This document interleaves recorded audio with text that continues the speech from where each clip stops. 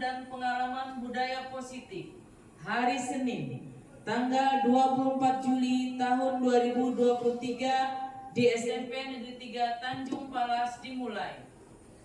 Assalamualaikum warahmatullahi wabarakatuh. Waalaikumsalam warahmatullahi wabarakatuh. Selamat pagi dan salam sejahtera untuk kita semua. Yang kami hormati Kepala Sekolah SMP Negeri 3 Tanjung Palas, yang kami hormati Bapak dan Ibu Dewan Guru SMP Negeri 3 Tanjung Palas.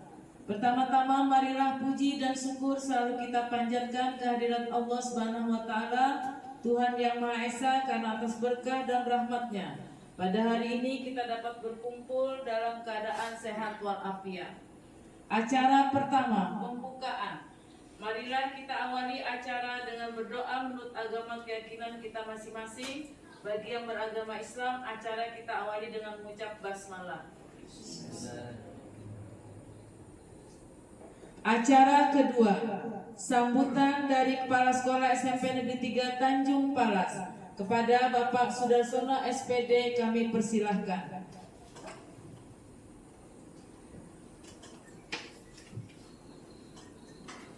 Terima kasih Bu Kopiatur. Assalamualaikum warahmatullahi wabarakatuh. Selamat pagi dan salam sejahtera untuk kita semua. Pertama-tama marilah kita memanjatkan puji syukur kehadirat Allah Subhanahu wa taala, Tuhan yang Maha Esa. Pagi hari ini kita bersama-sama di ruang guru ini untuk mengikuti kegiatan yang dilaksanakan oleh salah satu guru kita sebagai calon guru penggerak, yaitu Ibu Rosida MSI. Bapak Ibu yang berbahagia, semoga kegiatan pagi hari ini kita bisa mengikutinya dengan baik sampai dengan akhir kegiatan. Pada kegiatan pagi hari ini, hal yang akan disampaikan oleh Ibu Rosida yaitu terkait dengan modul budaya positif. Nah, pada kesempatan ini materi yang disampaikan itu menyebarkan pemahaman dan pengalaman terkait dengan budaya positif di lingkungan sekolah. Yang pertama kepada kepala sekolah, dan yang kedua kepada rekan-rekan Bapak Ibu guru yang ada di sekolah ini. Nah, tentu saja harapan yang ingin saya sampaikan pada kesempatan ini, dengan adanya kegiatan ini, hal-hal yang telah diterima oleh Ibu Rosida selama mengikuti kegiatan CGP, ya, ini bisa disampaikan, dapat ditularkan kepada kami semua yang ada di sini, sehingga pengalaman yang telah diterima oleh Bu Rosida itu berdampak positif pada sekolah, terutama pada kepala sekolah dan Bapak Ibu guru.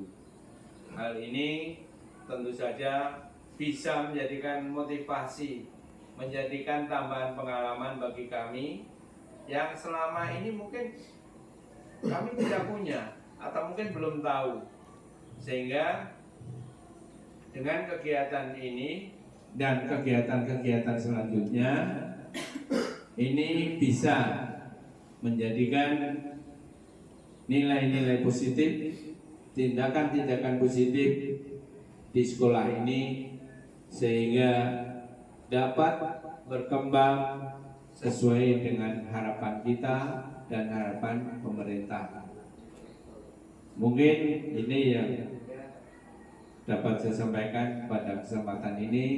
Semoga kegiatan ini dapat dilakukan oleh Bu Rosida sampai dengan akhir kegiatan nanti pada bulan Desember, dan dapat berlangsung dengan lancar tanpa halangan. Oleh karena itu sekali lagi pada kesempatan ini juga saya mohon bantuan dukungan dari Bapak Ibu sekalian tentang kegiatan-kegiatan atau program-program yang disusun dan dilaksanakan oleh Ibu Rosidah.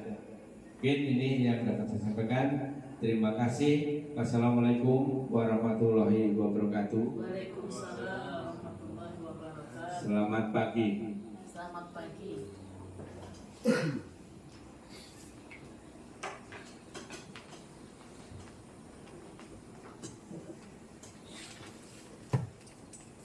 Acara ketiga, pembacaan doa kepada Bapak Nur Arifin SPD dipersilahkan.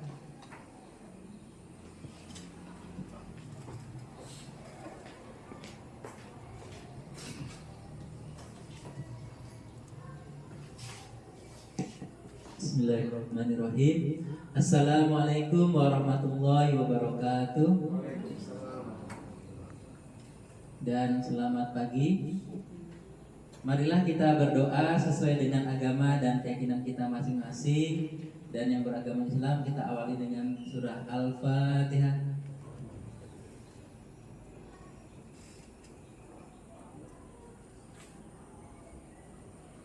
Amin amin ya Allah ya rabbal alamin. Bismillahirrahmanirrahim. Allahumma inna nas'aluka ridhaka wal jannah wa na'udzubika min sakhatika wan nar. Allahumma innaka afuwwun karim tuhibbul afwa fa'fu 'anna. Allahumma inna nas'aluka salamatan fid din wa afiyatan fil jasad wa ziyadatan fil ilmi wa barakatan fil rizqi wa taubatan qabla al maut wa rahmatan indal maut wa maghfiratan ba'dal maut. Allahumma hin alaina fi sakaratil maut wa najatan minan nar wa aqwan hisab. Allahumma la tuzigh qulubana ba'da idh hadaitana wa hab lana min ladunka rahmatan innaka antal wahhab. Rabbana atina fid dunya hasanah wa fil akhirati hasanah wa qina adzabannar. Subhana rabbika rabbil izzati amma yasifun wa salamun alal mursalin walhamdulillahi rabbil alamin. Assalamualaikum warahmatullahi wabarakatuh.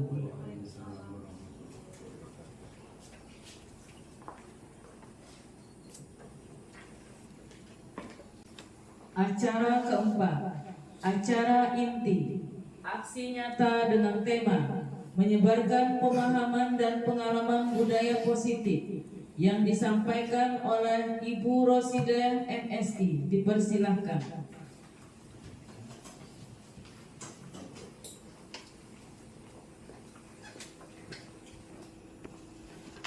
Assalamualaikum warahmatullahi wabarakatuh. Selamat pagi. Salam sehat dan bahagia buat kita semua.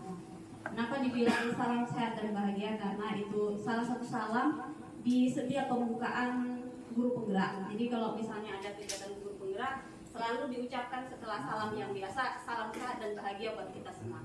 Semoga kita selalu sehat dan bahagia dalam mengikuti setiap kegiatan yang akan nantinya saya lakukan ke depannya. Nah, untuk hari ini, ya kan kegiatannya adalah sebenarnya kegiatan hari ini untuk melengkapi tugas saya, yaitu mengenai pembuatan aksi nyata. Salah satu kegiatan pembuatan aksi nyata itu pada modul 1.4, yaitu mengenai budaya positif, itu adalah yang pertama menyebarkan pemahaman, membagi pemahaman atau pengalaman yang sudah dilakukan. Kemudian yang kedua nanti menerapkan apa yang sudah didapatkan di dalam kelas. Jadi ini tahapan yang pertama. Nah, jadi sebelum kita masuk ke materi, ya kan, sedikit saya sampaikan, kita membuat kesepakatan terlebih dahulu. Jadi harapannya apa? Untuk memberikan contoh, kira-kira nanti di dalam kelas seperti itu. Nah, kesepakatan itu maksudnya apa? Untuk pada saat kegiatan ini biar berlangsung aman, nyaman, kemudian tujuannya bisa tercapai. Jadi ada kesepakatan yang kita sepakati bersama dari awal sampai akhir. Misal contoh ya kan, misalnya kalau di dalam kelas kita maunya anak-anak yang bagaimana? Aktif dalam pembelajaran, artinya kan mengikuti pembelajaran dari awal sampai akhir. Nah, kalau misalnya hari ini kira-kira Bapak Ibu maunya seperti apa? Kita buat kesepakatannya. Contohnya misalnya ya kan, memulai kegiatan dengan berdoa atau diakhiri dengan berdoa. Artinya kita memulai kegiatan ini tadi sudah dicontohkan, dimulai dengan berdoa, nanti juga akan ditutup dengan berdoa. Nah, selain daripada itu, supaya kegiatan kita nyaman, Mengikuti seluruh kegiatan dari awal sampai akhir. ya mengikuti kegiatan dari awal sampai akhir. Selain daripada itu, kira-kira Fokus kepada pemateri. fokus kepada pemateri. Kalau mau fokus kepada pemateri seperti apa? Tidak main HP. Tidak main HP. Artinya bukan penggunaan HP dilarang ya, tidak boleh. Mungkin volume suara HP-nya di silent seperti itu kan. Kalau misalnya ada yang nelpon gimana Bu? Tidak boleh Kak? Boleh, tapi dengan meminta izin mengangkat tangan. Seperti itu kan yang kita harapkan. Jadi nanti nerima teleponnya boleh di luar. Atau kalau ada yang lain lagi yang mau ditambahkan, membuat kegiatan fisik supaya Membuat tidak mengantuk. kegiatan fisik supaya tidak mengantuk. Oke. Yes breathing berarti ya. Nah, kemudian ada lagi Boleh sambil ngemil. boleh sambil ngemil. Nah, karena ini kita sepakati bersama, jadi hari ini boleh sambil ngemil dengan catatan apa? Tetap fokus. Tetap fokus, berarti santai dan serius ya. Jadi yang kita garis bawahi santai dan serius. Selain daripada itu, kalau kita makan karena ada camilannya dalam bentuk snack, kira-kira bagaimana supaya ruangan ini supaya tetap nyaman? Apa yang dilakukan supaya walaupun makan tapi tidak nanti meninggalkan kesan yang bagaimana? Apa yang dilakukan? Sampah pada Ya, pada saat membuka Berarti menjaga kebersihan ruangan. dan pada Nah, saat membuka makanan itu jangan bunyi-bunyi sehingga mempengaruhi orang lain. iya. Cuman kalau plastik kan kita tidak bisa bikin suaranya sekecil mungkin lah istilahnya kan. Tapi tadi dari awal kita sepakati bersama. Berarti itu saja ya, cukup. Apa mau ditambahkan lagi? Cukup. Oke, berarti kita sebutkan dulu dari awal. Yang pertama dimulai dengan berdoa dan diakhiri dengan berdoa. Kemudian fokus kepada kegiatan dengan serius tapi santai, ya kan? Kemudian yang ketiga, jika ada menggunakan alat komunikasinya di silent dulu. Kalau mau menerima telepon, keluar dari ruangan. Kemudian yang keempat, jika memakan snacknya, ya kan, usahakan sampahnya nanti dibersihkan lagi seperti awal masuk ke dalam ruangan. Dalam artian kita menjaga kebersihan. Nah, kenapa saya sampaikan seperti itu Bapak Ibu? Jadi ini adalah salah satu kegiatan yang disebut dengan membuat keyakinan kelas. Nah, membuat keyakinan kelas ini nanti akan diterapkan di dalam kelas. Kira-kira seperti itulah nanti untuk membuat keyakinan kelas. Saya contohkan di awal sebelum saya masuk ke materinya. Jadi materinya itu adalah mengenai budaya positif, ya kan? Menyebarkan pemahaman dan pengalaman budaya positif. Nah, jadi budaya positif itu menurut Bapak Ibu apa saja?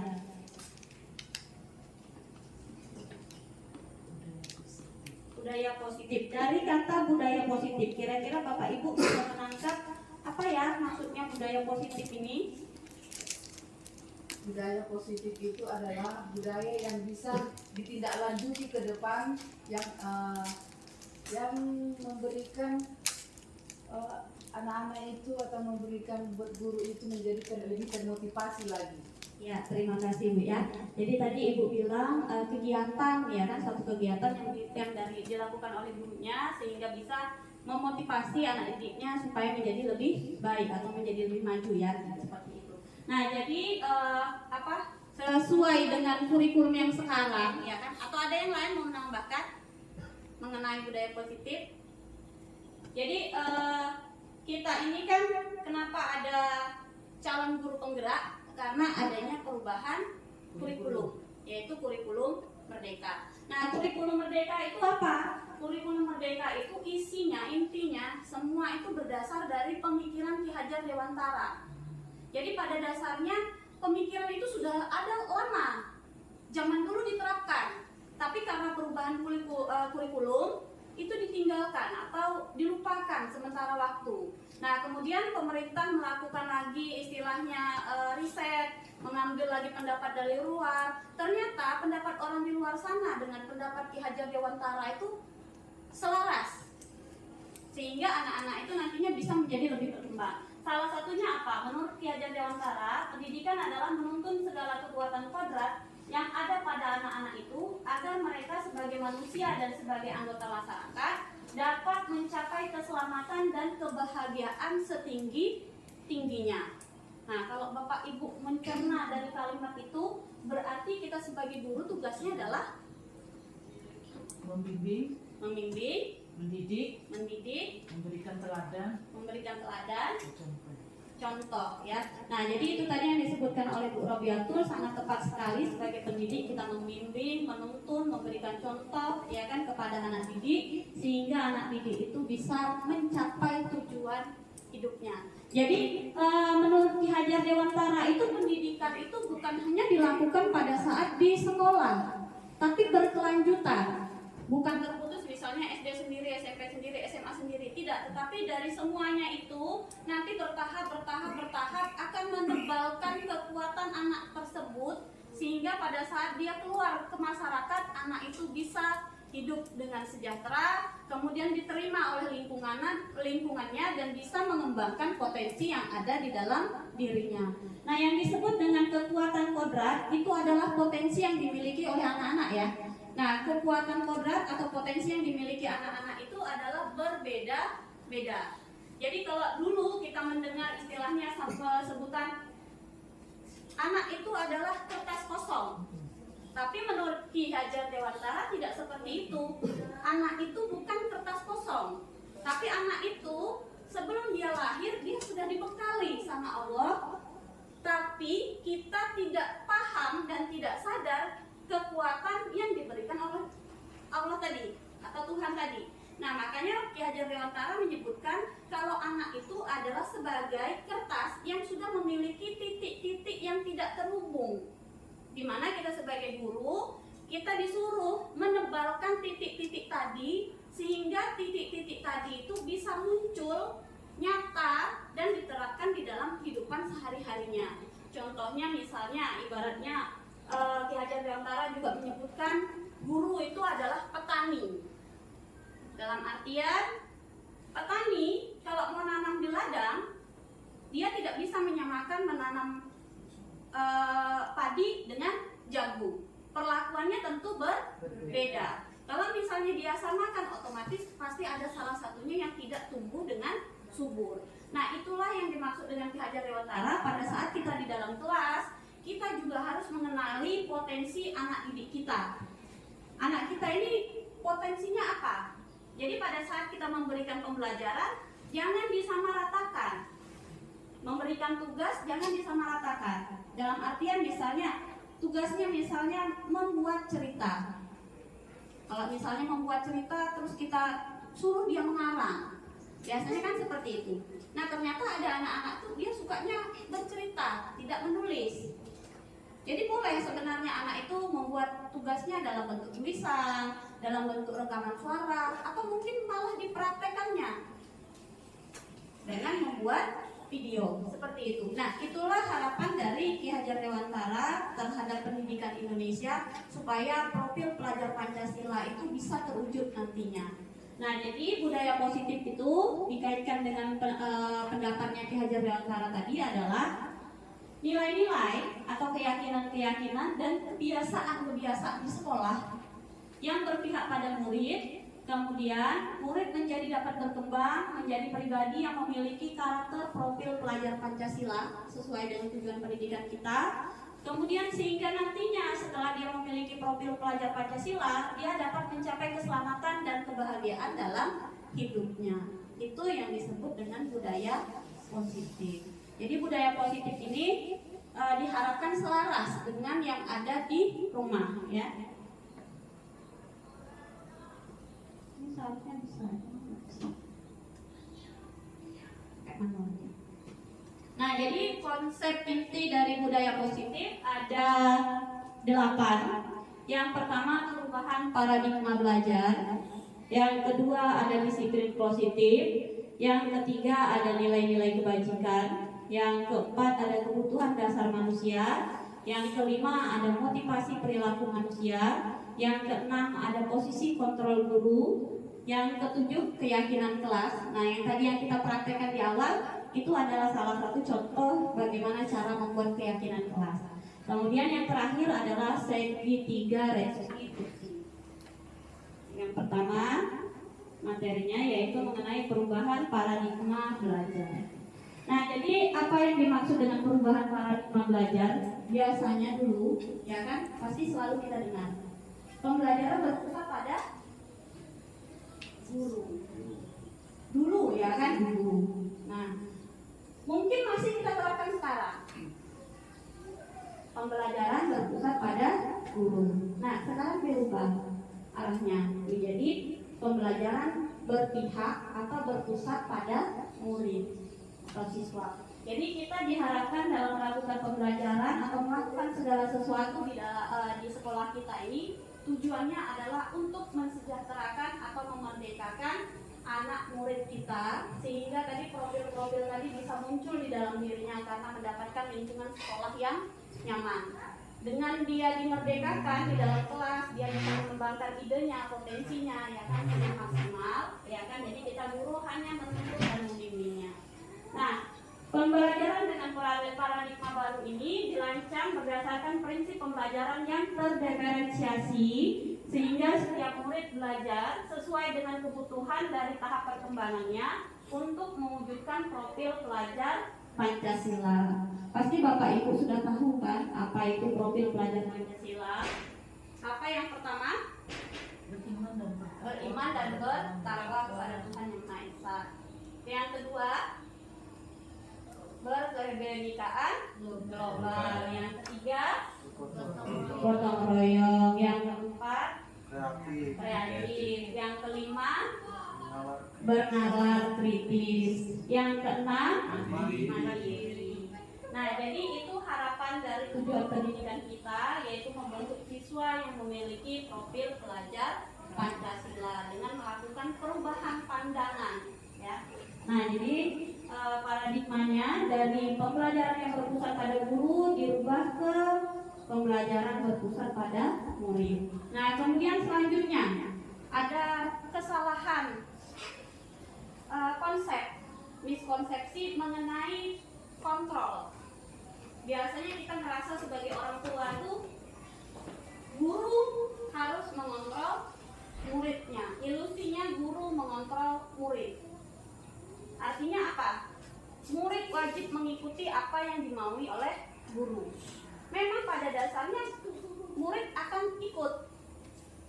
Misalnya kita bikin peraturan, memang murid ikut. Tetapi apakah dia mengikuti itu berdasarkan kemauannya sendiri atau kesadarannya sendiri? Tidak. Terkadang hanya karena dia takut dihukum. Artinya apa? Dia melakukan tanpa ada kesadaran. Itulah yang disebut dengan ilusi guru mengontrol murid. Jadi diharapkan itu, ya kan, pandangan itu kita hilangkan. Kemudian dalam setiap misalnya anak melakukan kesalahan, dimintai pendapatnya, bagaimana cara dia bisa menyelesaikan masalahnya seperti itu. Nah, itu harapannya. Jadi ilusi mengontrol murid ini, ya kan, kita menganggap anak menurut, mengikuti kita, dia sepertinya sudah, oh anak ini menurut sudah sama gurunya, padahal sebenarnya karena terpaksa. Ujung-ujungnya apa? Begitu gurunya kebalik, muridnya menggolok di belakang. Entah gaya gurunya lah yang goloknya karena masih mendongkol tadi kan. Nah itu ya, jadi yang diharapkan yang seperti itu tidak terjadi. Kemudian yang kedua, ilusi bahwa semua penguatan positif efektif dan bermanfaat. Artinya apa penguatan positif tadi? Misalnya kita sebutkan hukuman itu misalnya bisa menyadarkan anak. Ternyata bisa juga hukuman itu tidak menyadarkan anak. Bisa juga misalnya dengan memberikan penghargaan.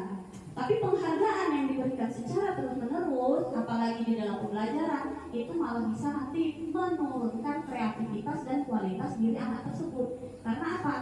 Kalau aku nggak dikasih, nanti aku nggak melakukan. Jadi dia mengharap imbalan atau takut untuk menghindari sesuatu. Nah itulah. Jadi bukan kesadaran dari dirinya, jadi motivasinya selalu dari luar. Itulah yang perlu dihindari. Kemudian ilusi bahwa kritik dan membuat orang merasa bersalah dapat menguatkan karakter. Selama ini kan kita beranggapan anak ini tidak tahu kesalahannya. langsung disebut-sebutkan, itulah kamu, sudah dikasih tahu berkali-kali.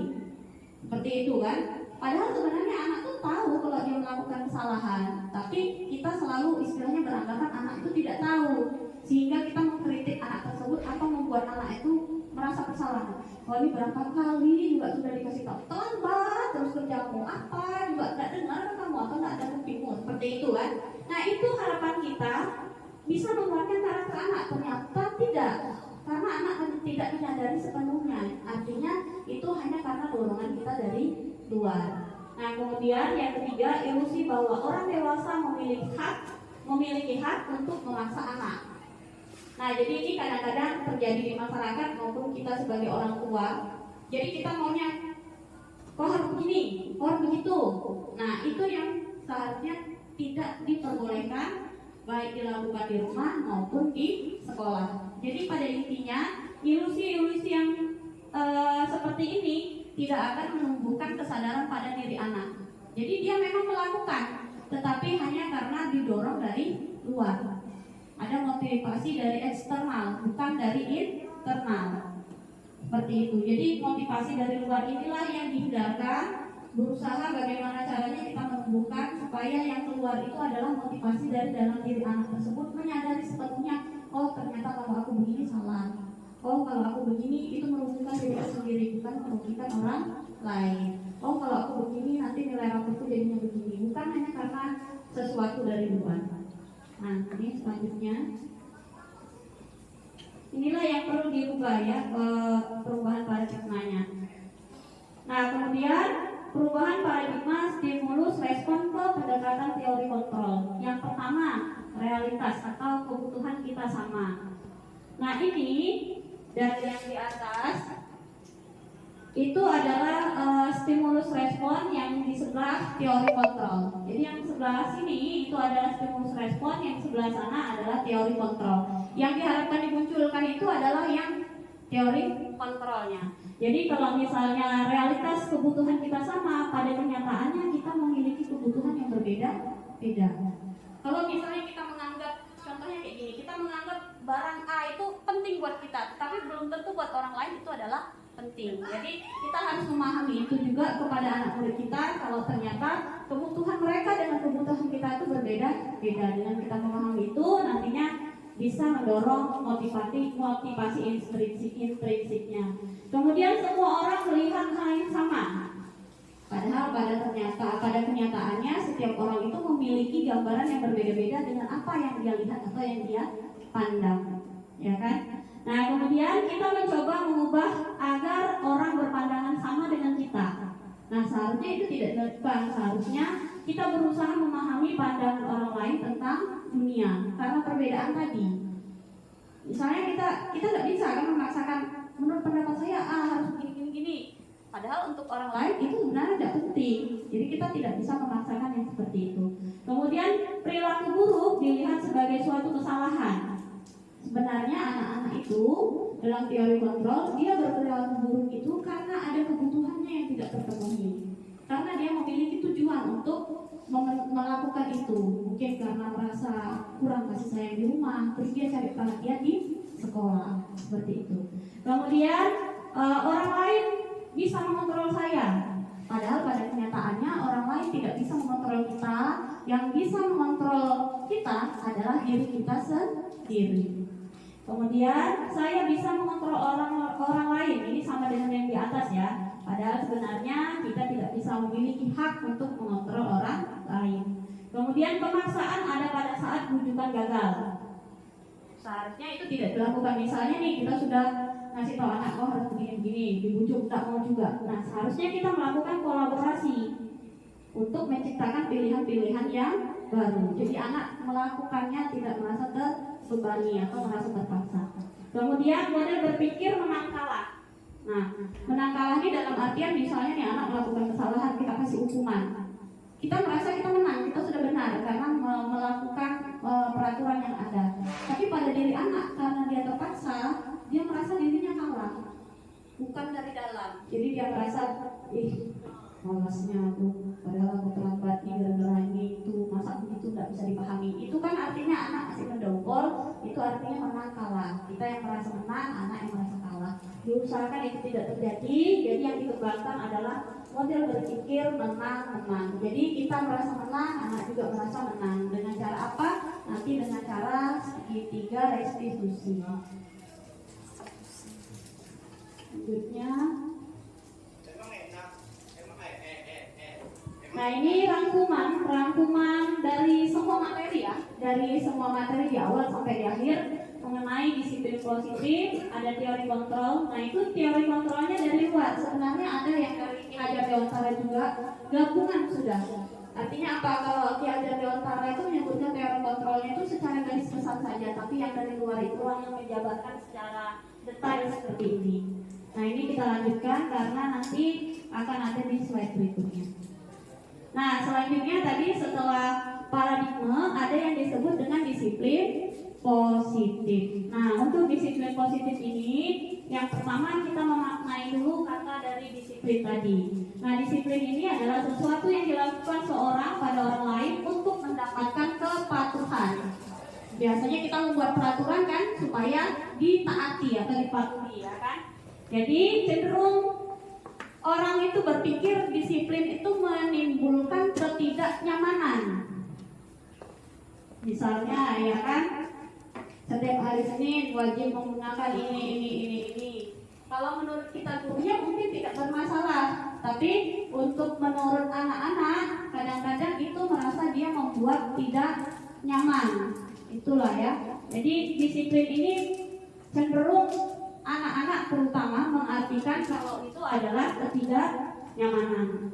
Nah kemudian sebagai pendidik tujuan kita adalah untuk menciptakan anak-anak yang memiliki disiplin diri sehingga mereka bisa berperilaku dengan mengacu pada nilai-nilai kebajikan universal dan memiliki motivasi dari dalam bukan dari luar. Nah jadi dalam artian kita ini sebagai pendidik tadi tugasnya adalah menuntun anak-anak itu melakukan disiplin tanpa terpaksa, tanpa merasa dipaksa, itu tujuannya ya. Kemudian disiplin positif ini merupakan salah satu cara untuk penerapan disiplin yang bertujuan untuk menumbuhkan kesadaran diri serta memberdayakan anak untuk melakukan sesuatu tanpa paksaan, ancaman, dan hukuman. Nah kemudian disiplin ini untuk melakukannya kita semua yang ada di sekolah harus berkolaborasi. Dalam artian apa? Harus ada kerjasama dari semua warga sekolah. Karena apa? Kalau misalnya tidak ada kerjasama dari warga sekolah, maka nanti ada satu yang melakukan, yang satu tidak melakukan, sehingga anak-anak menjadi kebingungan. Ini sebenarnya betul atau tidak? Kok yang guru sebagian menerapkan, yang sebagian lagi tidak menerapkan? Seperti itu yang maksudnya. Jadi diusahakan adanya kerjasama dari semua rekan sekolah, karena tadi juga sudah disebutkan juga kita selain menuntun, mendidik juga memberikan contoh atau teladan. Jadi kitalah yang memulainya. Nah ini nilai-nilai kebajikan. Jadi pada intinya disiplin positif tadi apa-apa yang sudah dilakukan di sekolah. Sebenarnya di sekolah kita tuh sudah banyak melakukan disiplin positif. Misalnya pelaksanaan sholat duha, pelaksanaan sholat zuhur, kemudian yang lain pembiasaan tiket lingkungan. Itu sebenarnya sudah penanaman nilai-nilai disiplin positif seperti itu. Jadi pikirannya pernah nggak ya dilakukan di sekolah kita? Sebenarnya sudah, cuman katanya saja yang dirubah. Nah kemudian nilai-nilai kebajikan. Nah untuk nilai-nilai kebajikan ini, ya kan? Nilai-nilai kebajikan ini dia bersifat universal, yang berarti nilai-nilai kebajikan yang disepakati bersama, lepas dari suku bangsa, agama, bahasa maupun latar belakang. Jadi artinya apa? Nilai-nilai kebajikan ini yang memang ada di masyarakat, yang dipercayai di masyarakat, bertujuan menciptakan keselamatan dan kebahagiaan. Misalnya contohnya apa? Nilai kebajikan gotong royong, nilai kebajikan bekerja sama, nilai kebajikan saling menghormati, nilai kebajikan saling menghargai. Itu yang disebut dengan nilai-nilai kebajikan ya.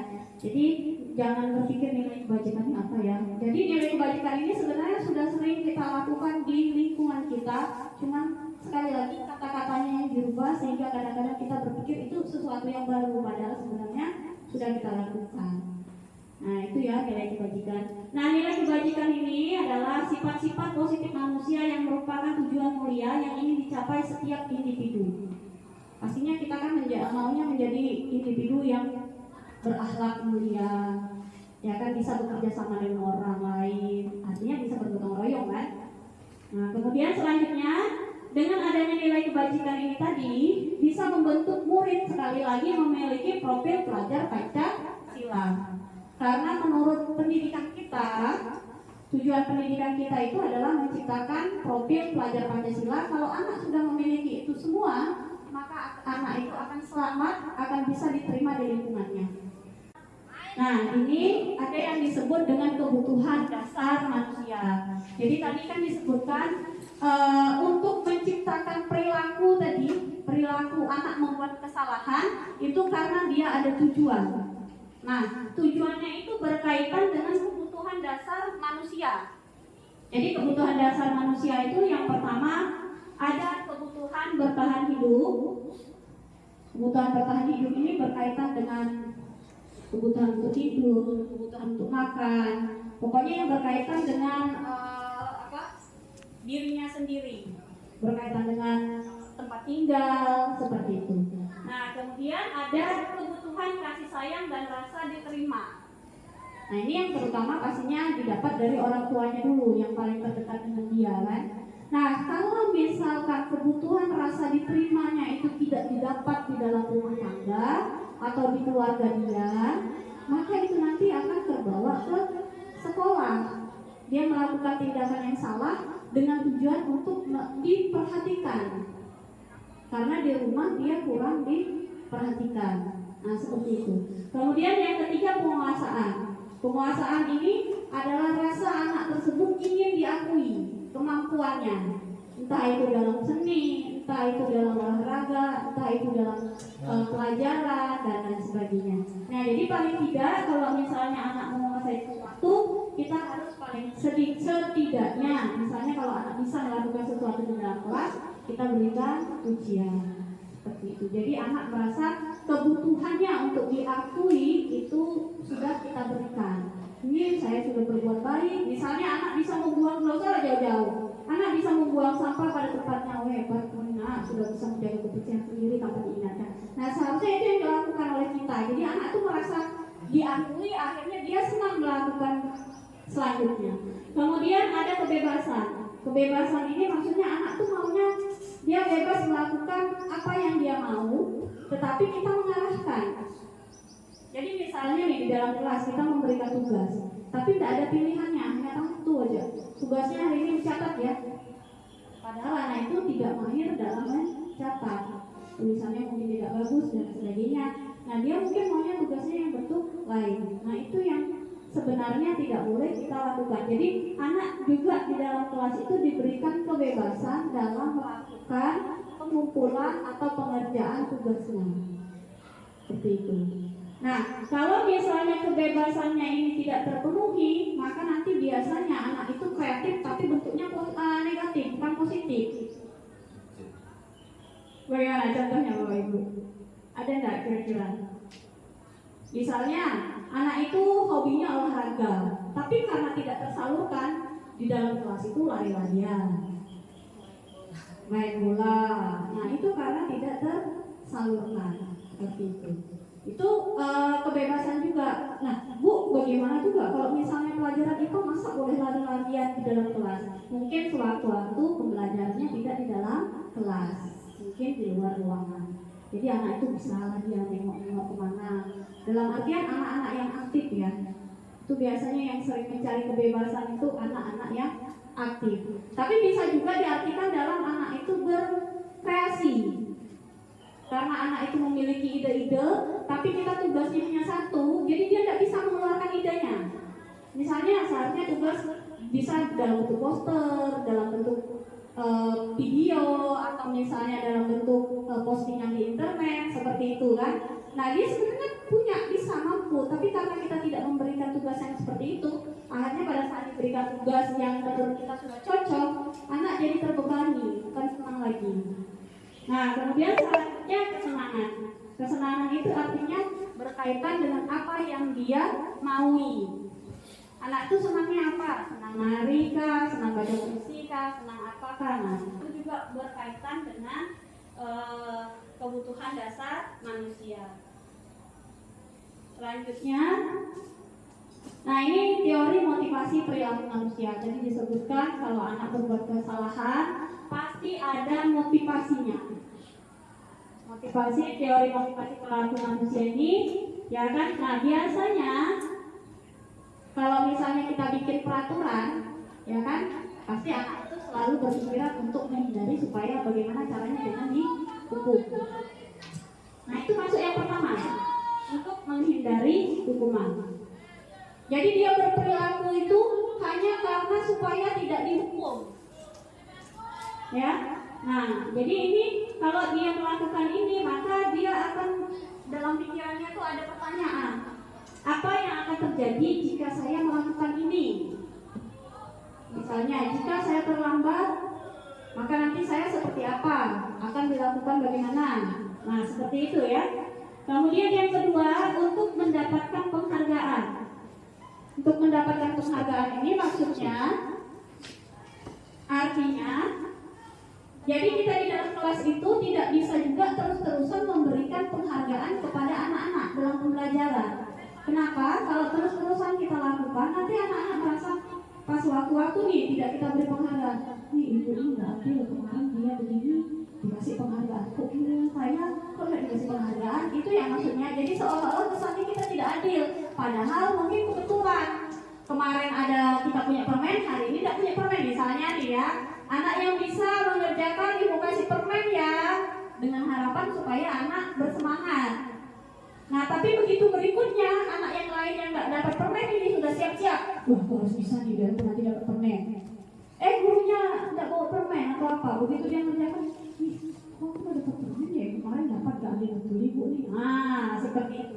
Jadi diharapkan untuk tidak melakukan penghargaan ini atau memberikan penghargaan yang pas seperti itu ya di dalam pembelajaran kita. Kalau pujian ya boleh, tapi kalau misalnya ada yang sekiranya lebih lagi menimbulkan semangat anak-anak, usahakan jangan, karena nanti akan menuntut ke belakangnya itu. Nanti akan dijelaskan juga kenapa penghargaan ini bisa merubah, penghargaan bisa menjadi hukuman, penghargaan bisa merusak hubungan, nanti akan ada lagi di belakang.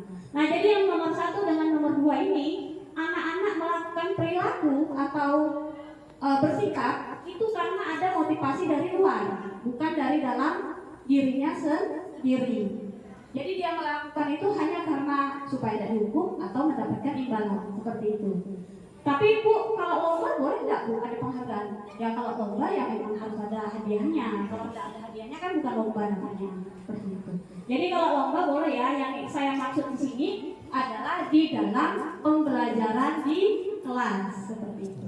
Kemudian yang nomor 3, untuk menghargai diri sendiri. Nah yang diharapkan itu yang nomor 3 ini ya, karena nanti timbulnya itu dari dalam diri anak tersebut. Jadi inilah tujuan dari disiplin positif. Anak itu bisa menghargai dirinya sendiri, keluar dari dalam dirinya sendiri, ya kan, sehingga nanti karakternya akan terbentuk menjadi karakter yang positif. Nah biasanya pertanyaannya itu, saya akan menjadi orang yang seperti apa apabila saya melakukannya. Jadi anak-anak itu berpikirnya sudah seperti itu. Jadi tidak pikir lagi ada peraturannya, tidak pikir lagi seperti itu. Tapi karena memang dia sudah menyadari sepenuhnya kalau itu bertentangan dengan nilai-nilai kebajikan. Harapannya itu ya. Jadi bagaimana kita guru menuntun anak supaya memiliki perilaku yang nomor 3.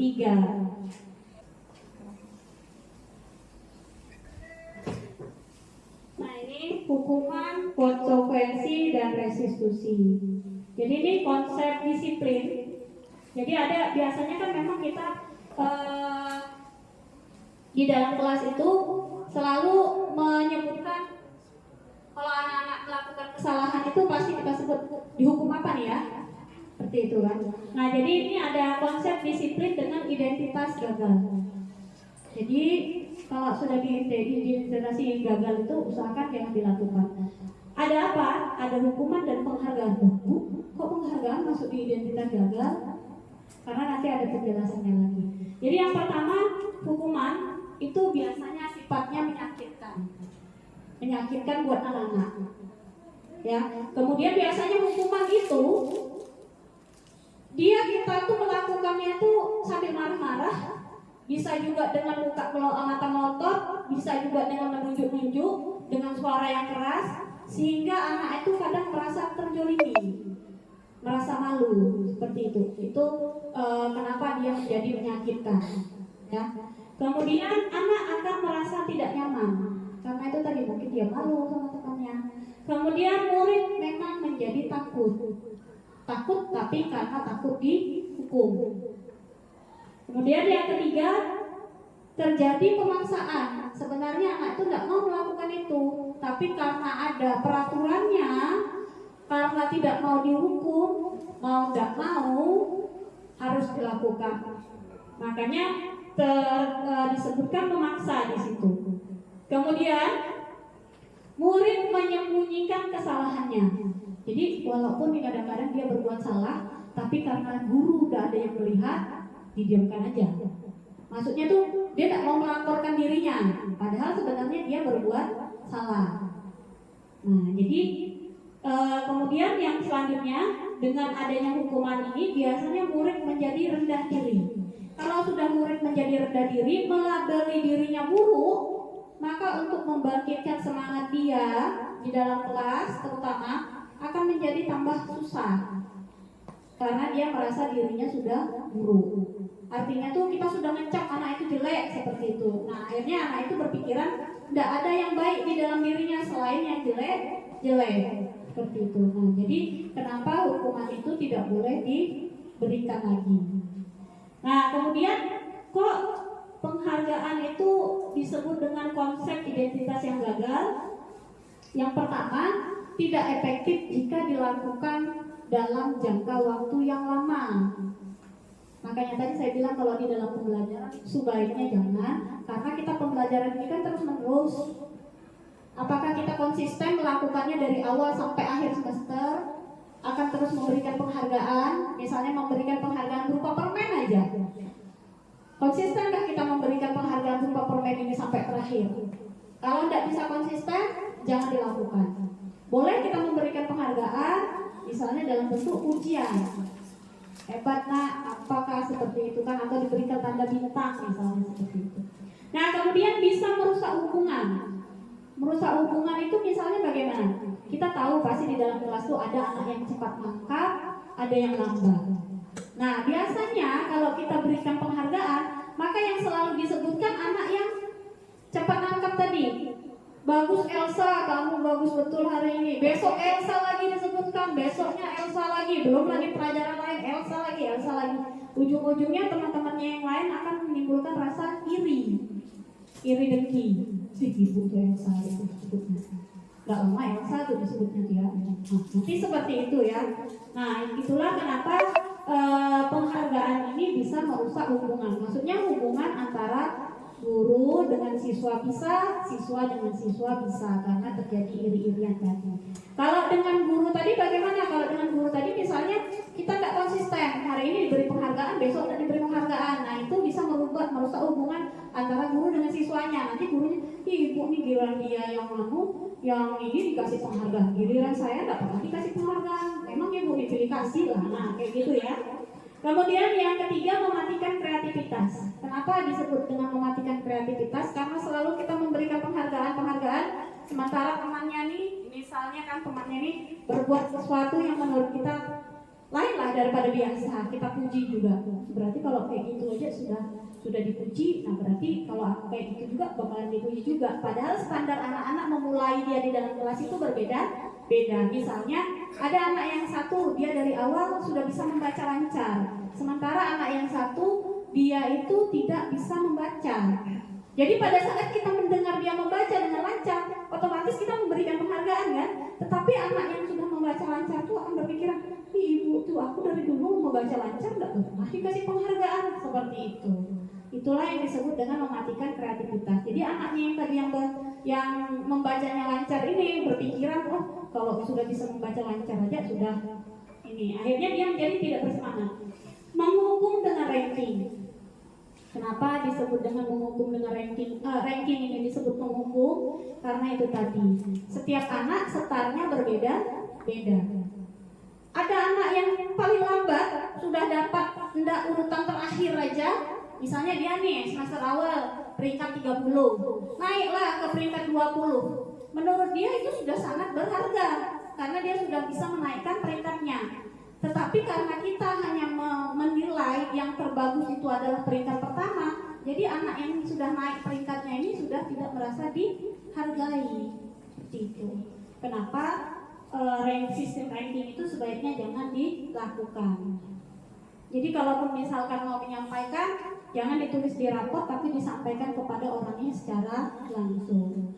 Karena supaya tidak menimbulkan rasa iri tadi, karena itu tadi setar anak-anak di dalam kelas kita itu berbeda-beda. Ada yang pandai, ada yang kurang, agak lambat mungkin cara belajarnya. Yaitu tadi begitu dia sudah naik aja levelnya sudah buat dia berharga, tapi mungkin buat kita yang menilai peringkat 1 itu lebih berharga, maka dia merasa dia tidak dihargai. Kemudian menurunkan kualitas. Kalau misalnya standarnya sama antara A dengan B, maka yang A yang cepat ini, ngapain aku bikin bagus-bagus? Aku bikin kayak yang B itu aja sudah bagus dibilang ibu. Nah, itu yang disebut dengan menurunkan kualitas. Kemudian merampas hak menghargai dirinya. Nah, merampas hak menghargai dirinya ini kurang lebih sama seperti misalkan anak yang satu sudah lancar membaca, anak yang B ini baru bisa membaca per kata, belum lancar. Tapi pada saat dia sudah lancar, kita tidak berikan penghargaan, maka dia merasa kita menganggap biasa dia sudah lancar membaca, misalnya biasa aja orang temannya yang lain juga sudah lancar membaca.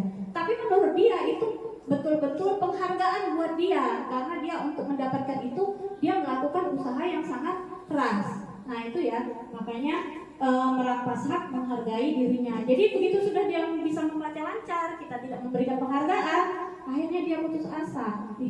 Aku ini sudah payah-payah belajar membaca dengan baik, sudah baik membaca, dan juga diapresiasi sama gurunya. Seperti itu ya. Jadi dia merasa dirinya kurang dihargai. Padahal menurut dia sudah melakukan usaha lebih di situ. Itu kenapa disebut dengan identitas gagal. Kemudian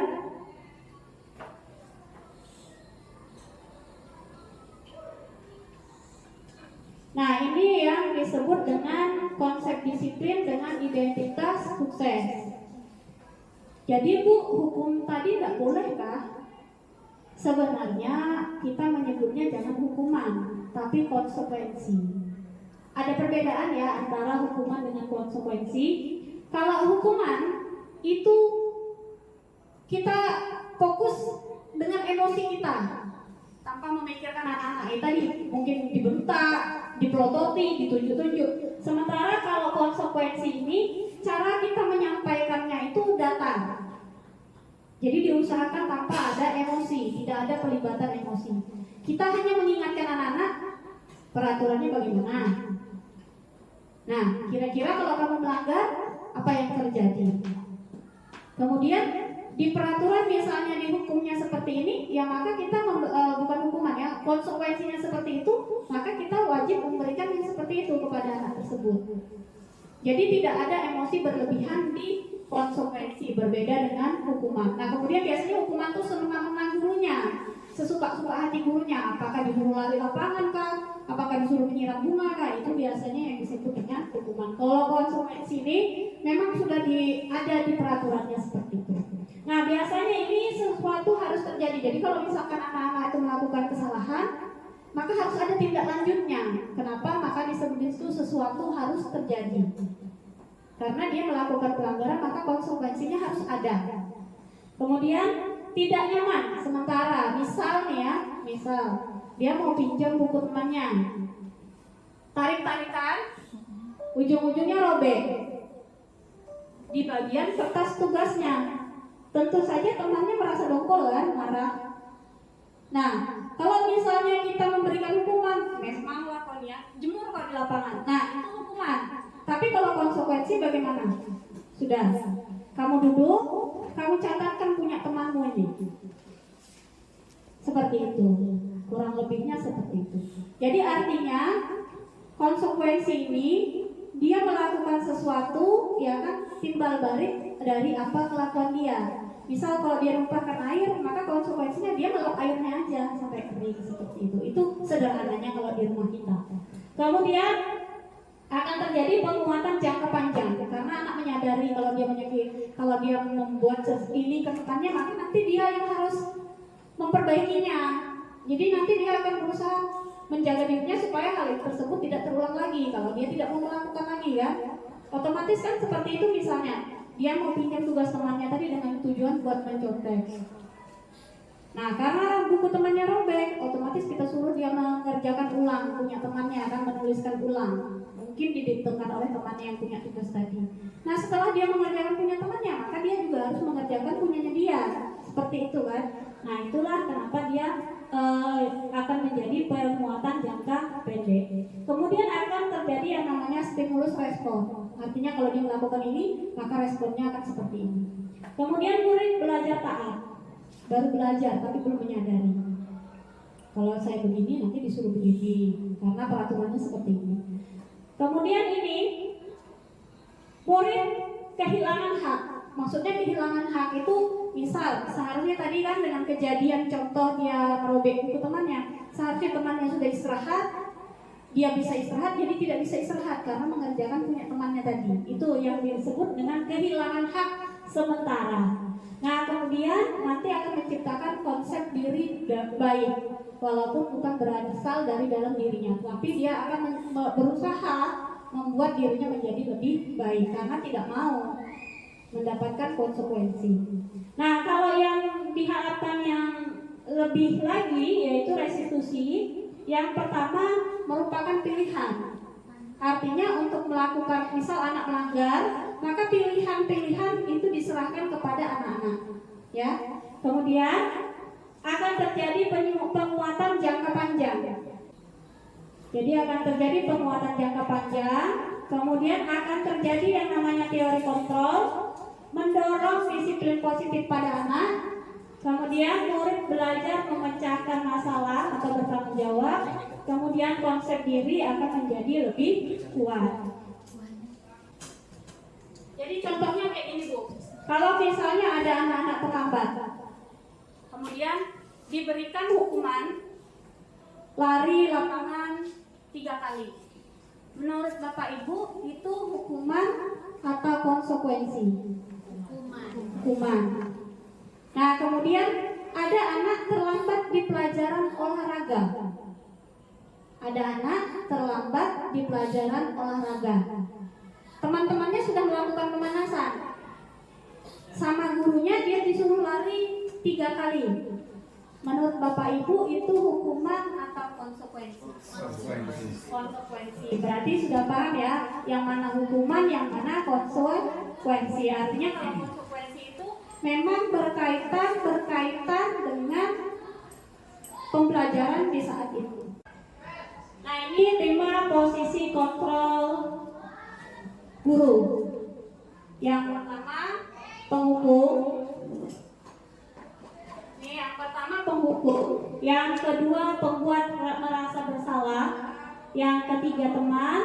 Yang keempat pemantau. Yang kelima sebagai manajer.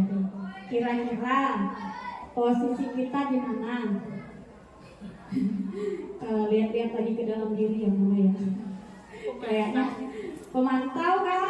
Penghukum kah? Atau pembuat rasa bersalah kah?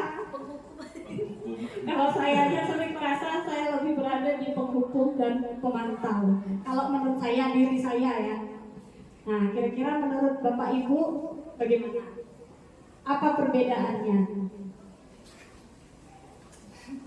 Kalau penghukum ini misalnya kita piket ya, kau nih lambat lagi, jalan, belok satu kasih tuh, itu penghukum. Ya, jadi itu penghukum. Kita tidak menanyakan alasan anak itu terlambat kenapa. Biasanya kan, Nanti sudah dia kerja baru dia tanya, kenapa juga lambat? Seperti itu kan? Nah itu adalah tindakan seorang guru sebagai penghukum. Pembuat rasa bersalah bagaimana? Dia biasanya memojokkan anaknya dengan kata-kata yang lembut. Jadi anak tuh merasa, biasanya anak kalau sudah kayak gitu langsung tertunduk, diam, ngitungi semut jalan di bawah. Pokoknya kalau bisa dia menghilang ke dalam bumi kalau bisa. Biasanya seperti itu. Kata-kata kita memang tidak nyaring, tetapi langsung tepat sasaran melukai perasaannya. Ya kan? Oh, ini baru jak kemarin ke lambat lagi koreng nih. Nggak kok kasihan kak dengan ibu nih. Tiap hari ngeliat mukamu. Kita beranggapan itu benar. Ternyata itu adalah sebagai pembuat rasa bersalah. Anak tuh betul-betul merasa dirinya kecil betul. Ya kan? Nah itu sebenarnya pembuat rasa bersalah. Nah kalau teman tuh bagaimana? Kalau teman itu kita dengan anak tuh akrab. Tetapi karena kita akrab, ya kan maksudnya akrab bagaimana? Anak tuh buat salah. Kau lagi sambil ketawa-ketawa.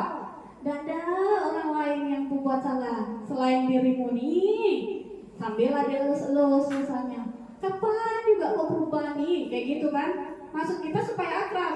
Tetapi anak tidak menanggapi dengan baik. Biasanya anak kalau temannya kayak gitu dia akan merasa, oh berarti gue gak masalah, gue bersalah nih. Nah belum lagi nanti gue, ya sudahlah, gak apa-apa lah kalau terlambat hari ini, cepatlah kau masuk kelas. Nah itu adalah pembuat posisi kontrol sebagai teman. Anak itu berbuat salah, hanya diberi kata-kata dengan lemah lembut sambil bercanda tanpa ada solusi penyelesaiannya. Anak itu langsung dimasukkan ke dalam kelas. Ini contoh kalau terlambat ya, seperti itu rasa teman. Menurut kita tuh, saya tidak mau jadi penghukum, saya tidak mau pembuat rasa bersalah.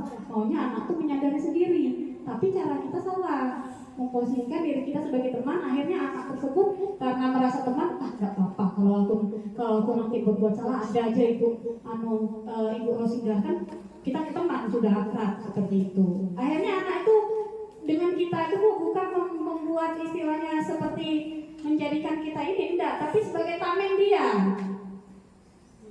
Nah, seperti itu. Nah, kemudian yang kalau pemantau ini dia saklek dengan peraturan. Enggak juga dia marah, enggak juga dia lemah lembut, tapi apa peraturannya itu sudah dijalankan. Biasanya kalau anak datang, jam berapa nih?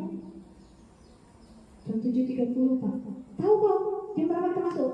Tahu Pak, jam berapa? Jam 7.15. Nah, jadi apa nih? Terlambat Pak. Nah, itu biasanya Pak pemantau. Nah, apalah nih? Apa peraturannya kalau terlambat? Nah, kita akan kembalikan ke peraturan. Nah, itu namanya pemantau. Karena tempat kita nih catat poin, ibu catatlah poin kuning. Biasanya kayak gitu kan kalau pakai sistem poin.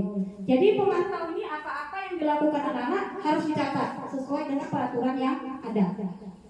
Seperti itu pemantau. Nah, kalau manajer ini bagaimana? Manajer ini dia memposisikan dirinya sebagai pemantau, tetapi bisa menjadi lebih fleksibel atau lebih bijaksana.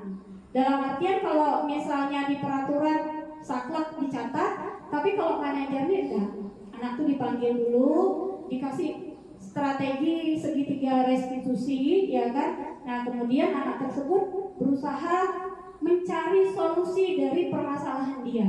Contoh misalnya, datang anak nih terlambat, tanyakan kabarnya dulu kan. Apa kabar Nak? Baik ya Bu. Kamu tahu nggak di sekolah kita ini apa peraturannya? Tahu Bu. Nah, ini jam berapa sudah nih? Jam 7.15. Kamu jalan dari rumah tadi jam berapa? Jam 7.15. Kira-kira kalau kamu jalan dari rumah jam 7.15, kamu sampai ke sekolahan ini pas waktunya jam 7.15? Enggak Bu, rumah saya agak jauh. Berarti apa? Saya terlambat Bu. Seperti itu kan? Jadi kita ada percakapan dengan anak murid itu, kemudian kita menanyakan alasannya. Kenapa kamu jadi bisa terlambat? Nah, pasti ada alasannya. Itu tadi kan? Bu, saya tadi mau turun, mama saya nih nggak ada yang jaga adik saya, dia mau misalnya ke WC seperti itu. Akhirnya saya suruh nunggu adik saya dulu, misalnya seperti itu ya. Nah itu yang disebut dengan penerapan segitiga restitusi. Kemudian kita tanya, kira-kira nih sesuai nggak dengan keyakinan di sekolah kita? Enggak, Bu. Yang mana enggak sesuai? Disiplin, Bu. Saya kurang disiplin. Karena enggak datang tepat waktu. Nah, nanti kalau sudah anak paham dia kurang disiplin, bagaimana tindakan kamu selanjutnya, Nak, supaya tidak terulang? Jadi anak itu memikir sendiri. Oh, nanti Bu, kalau kayak gitu, saya usahakan dari rumah sebelum jam 7 turun sudah. Kayak gitu kan? Nah, itu yang disebut dengan memposisikan diri sebagai manajer. Nah, ini tadi ya contoh penerapan 5 posisi kontrol restitusi. Biasanya kata-katanya tuh seperti itu tadi ya, seperti saya sebutkan tadi. Terlambat, kalau penghukum terlambat lagi pasti terlambat lagi, selalu datang terlambat. Seperti itu kan? Jadi kurang lebih seperti yang saya sebutkan sebelumnya. Kemudian selanjutnya pembentukan keyakinan kelas. Nah, keyakinan kelas ini yang tadi seperti saya contohkan di awal. Jadi diusahakan di dalam kelas kita itu, ya kan, ada kita membentuk yang namanya keyakinan kelas yang untuk kita taati bersama. Jadi pembentukan keyakinan sekolah atau kelas ini dia bersifat lebih abstrak daripada peraturan. Lebih abstrak itu artinya lebih umum. Kalau peraturan kan pukul 7.15 Anda sudah terlambat. Nah, kalau di keyakinan kelas artinya saling menghargai waktu. Seperti itu. Jadi kata-katanya itu lebih universal, lebih umum. Kemudian misalnya pernyataannya universal dalam bentuk kata-kata yang positif. Ini dibuat bisa di kelas, bisa juga di sekolah. Atau misalnya ada yang lain, misal temannya suka mukul temannya yang lain, maksudnya bercanda. Nah, nanti kata-kata di keyakinan kelasnya saling menghargai antara teman yang satu dengan teman yang lain. Nanti kita uraikan bagaimana sih sikap saling menghargai. Misalnya tidak memukul temannya, tidak meminjam barang temannya tanpa bilang, seperti itu. Nah, itu yang disebut dengan menggunakan pernyataan-pernyataan yang universal dan dalam bentuk kata positif. Dibuat tidak terlalu banyak supaya mudah diingat oleh anak-anak dan dipahami oleh semua warga di dalam kelas. Kemudian diterapkan di lingkungan tersebut. Artinya kalau kita membuatnya untuk kelas 8A tidak bisa sama dengan kelas 8B. Jadi untuk misalnya pembuatannya ini kita melibatkan seluruh warga di dalam kelas tersebut. Jadi untuk menyimpulkan kata-kata positif tadi, kita harus mengajak anak-anak berdiskusi. Kira-kira pada saat pembelajaran Bapak Ibu, kamu mau seperti apa?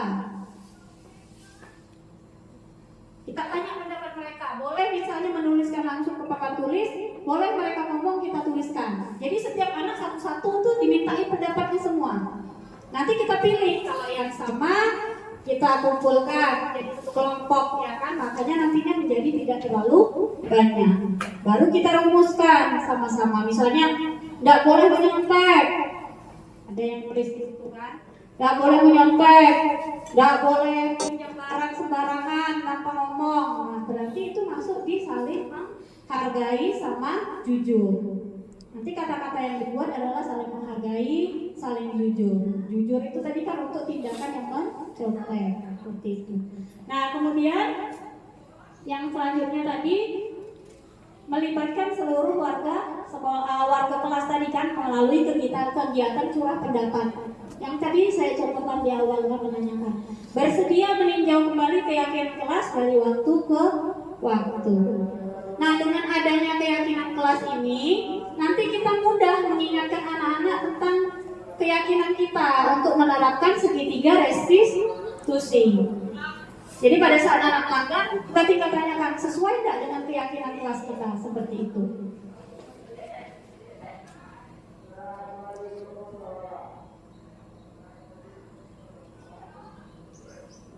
Nah, ini keyakinan kelas. Sebenarnya ini ada contoh ya Bapak Ibu, karena jaringannya ini tidak bagus. Ini ada contoh, sebenarnya contoh antara kesepakatan kelas dengan keyakinan kelas. Apa perbedaannya? Perbedaannya tadi dari kata-katanya. Yang seperti saya sebutkan tadi kan, misalnya kalau keyakinan kelas itu dia menggunakan kata-kata yang lebih umum. Itu.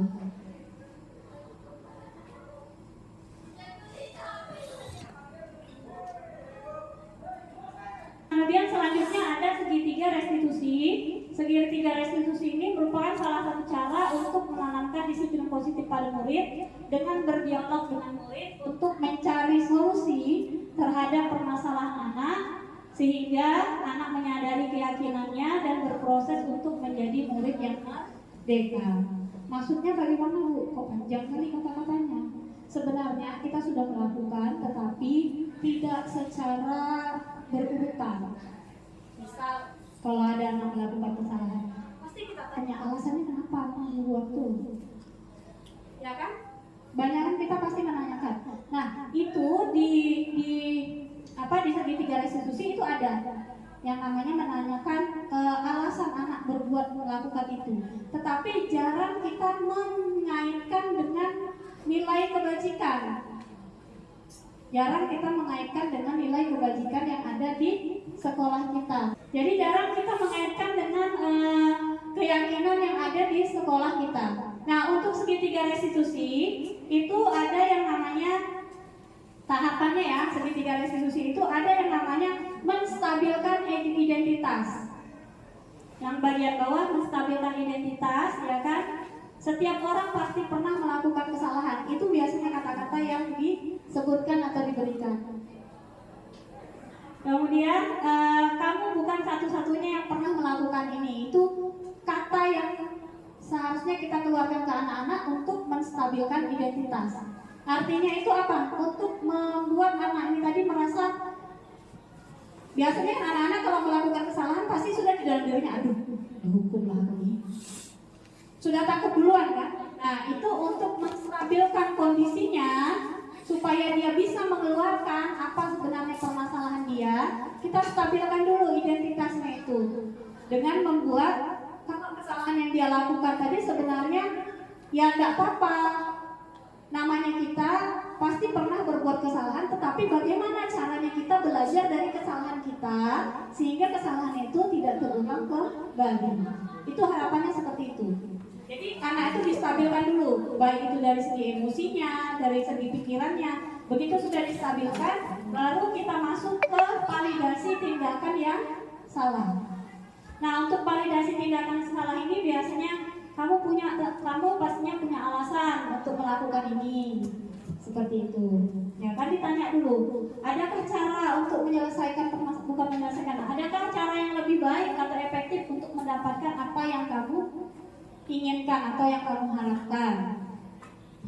Seperti itu. Jadi ditanyakan dulu alasannya setelah menstabilkan identitasnya. Nanti setelah dia itu kita tanyakan validasi tindakannya yang salah, baru kita arahkan ke menanyakan keyakinan. Menanyakan keyakinan itu dengan ada tadi kita membuat keyakinan kelas kan, misal anak ini nggak mau buat tugas. Di keyakinan kelas kita kan ada murid aktif dan mengerjakan tugas tepat waktu, misalnya seperti itu kan. Nah nanti kita tinggal ingatkan anak tadi, kalau kamu nggak kumpul tugas, kira-kira sudah sesuai nggak dengan keyakinan kelas kita? Nah diingatkan seperti itu. Jadi diingatkan kembali ke keyakinan kelas. Nah setelah anak itu menyebutkan, ya Bu, nggak sesuai Bu, keyakinan kelas kita kan harus mengerjakan tugas tepat waktu atau saling menghormati. Nah, jadi apa tindakan kamu? Ya Bu, nanti saya kerja tugasnya, istirahat misalnya seperti itu. Nah, itu artinya kita memberikan penyelesaian masalah itu kepada anak tersebut, bukan berdasarkan Bedanya di situ. Sebenarnya sama aja, cuman bedanya kalau tadi kan, kenapa kamu terlambat? Kenapa kamu terlambat? Kamu buruk ini. Setelah tanyakan, kita nggak memberikan pilihan kepada anak tersebut. Nggak kamu maunya apa nih?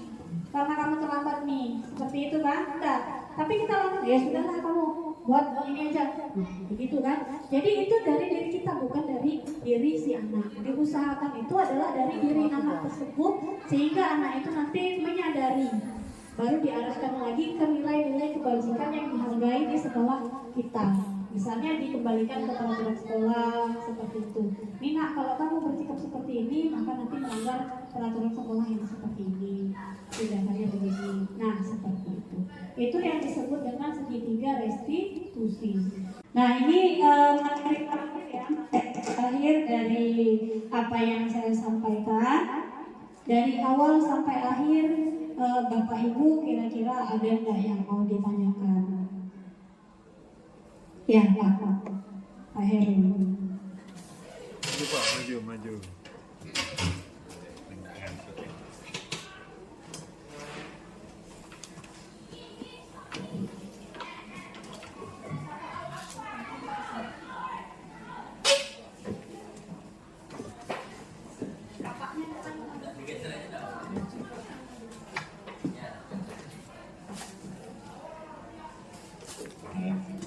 Terima kasih.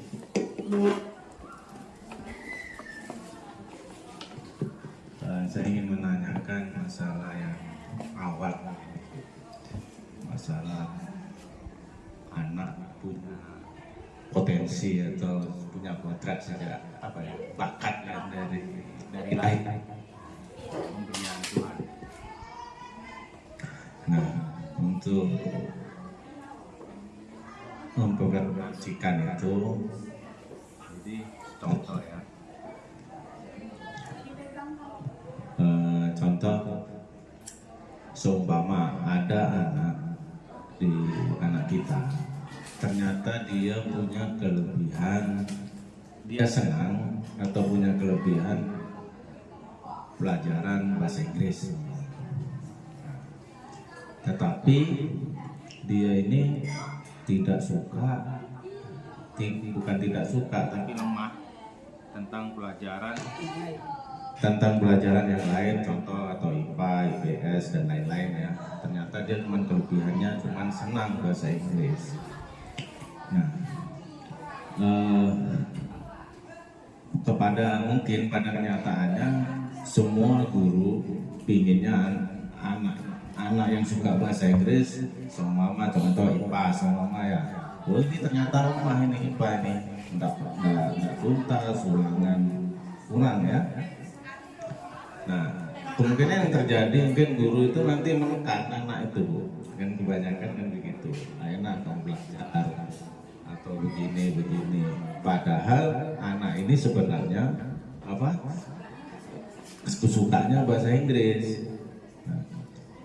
Kalau seumpama semua guru mendukung dia kepada pelajaran bahasa Inggris ya, terus mengurangi tadi pelajaran IPA, seumpama dikasih soal 10, tugas 10 dijadikan 1. Nah, supaya anak itu nanti di rumah belajarnya seumpama dia 10 kali belajar bahasa Inggris, dia lebih mampu ketimbang nanti dia belajar IPA sampai 10 kali tapi tetap tidak mengerti, dia terbuang percuma. Nah, cuman masalahnya nanti setelah seumpama ini sudah dilaksanakan di SMP ya, oh ternyata dia bahasa Inggris bagus sudah, mungkin ikut lomba, karena sudah fokus ya. Nanti berkelanjutan di SMA ternyata nanti karena cuma bahasa Inggris saja, beda ini nanti di sama guru-guru SMA pelajaran lain ditekan juga kan, kemungkinan ya ujung-ujung anak ini secara psikis nanti malu ujung-ujung putus sekolah. Itu saya pernah mendengar tapi anda tahu masalahnya, saya tidak tahu cuman sekilas pernah anak sini pandai melukis ya dulu ya Pak Ridwan, ada yang pandai melukis bilang dulu. tapi putus sekolah ya. Nah itu. Apakah dia kepelajaran, apakah memang dia punya kenakalan remaja, dia putus sekolah, apakah saya nggak tahu masalahnya. Cuman mendengar dia pandai melukis, cuman putus sekolah, apa dari biaya orang tua tidak memadai, saya nggak tahu kan. Apakah dia malu karena pelajaran-pelajaran lainnya tidak tuntas, tetap dikasih secara psikis kan ada yang kuat, ada yang tidak kuat, nah, jadi gugur. Nah, coba ingin Ya itu gimana solusinya itu, Bu?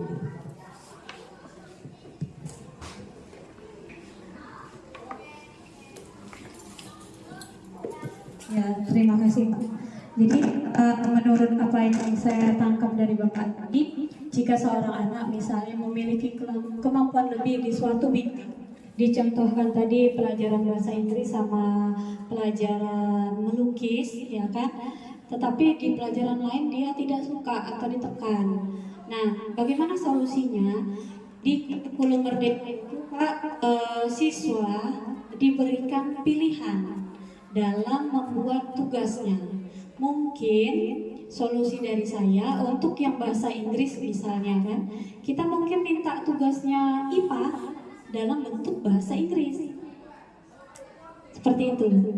Jadi kan sebenarnya bahasa Inggris itu bisa di pelajaran apa saja seperti itu kan.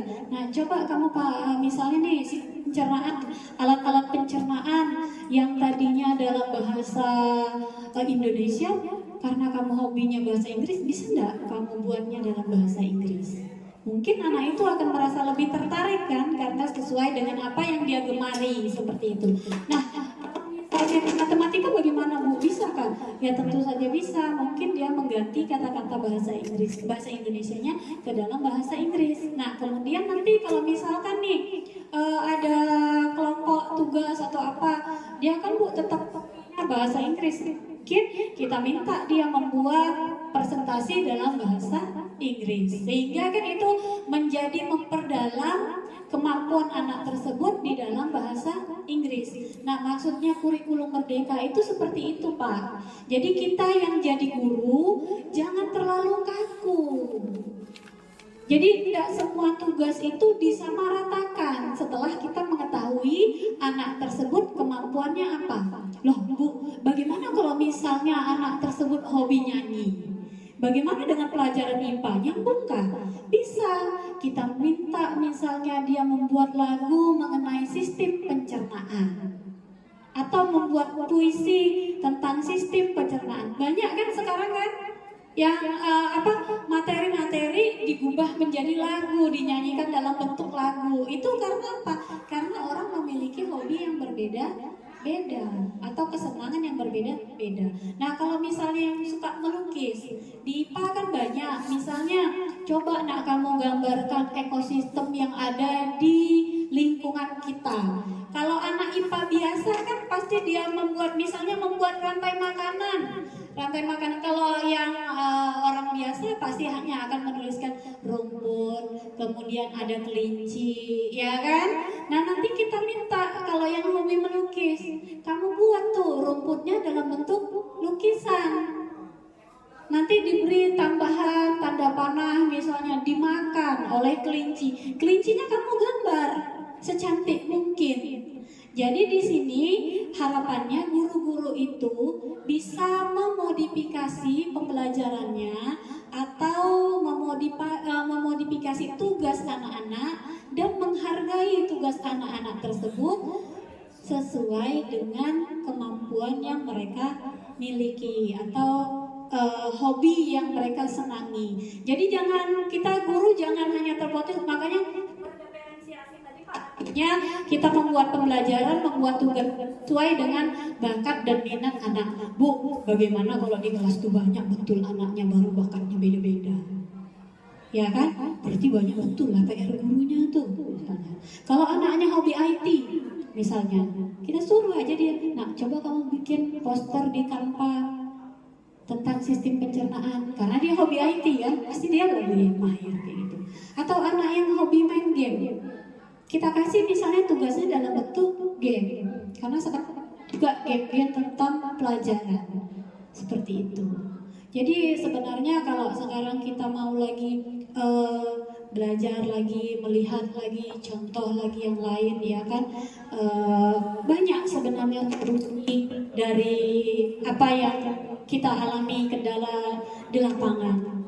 Kadang kita guru ini berpikir kalau banyak itu nanti menilainya kayak mana Bu menilainya, apa-apanya. Nah, misalnya kalau tema makanan ya kan yang biasa ditulis sudah dibuatkan sesuai, dia bentuk, dia buat dalam bentuk gambar tadi kan, karena dia hobi melukis, dia bentuk lukisan, asal sudah sesuai, Pak, berarti sudah ini. Makanya juga di kurikulum Merdeka itu tidak ada nilai, ya kan Pak? Tidak ada KKM seperti itu, karena anak-anak memiliki bakat dan beda. Patokannya tujuan ini sudah tercapai, mau dia dalam bentuk lagu, mau dia dalam bentuk puisi, mau dia dalam bentuk poster dan lain sebagainya, itu bisa. Jadi kita memang guru ditantang untuk menciptakan pembelajaran yang lebih berpihak kepada murid. Berpihak kepada murid itu tadi, mengenali dia seperti apa, kemudian kita menciptakan pembelajaran yang bagaimana, mengarahkan dia dengan tugas yang seperti apa, sehingga dia melakukannya dengan senang hati, bukan terbebani, ya kan? Nah, seperti itu. Bagaimana Pak Heru, ada tanggapan? Sudah ya? Ada lagi Bu? Ya. Satu lagi. Boleh, mau 2 lagi juga boleh. Maaf ya dokter.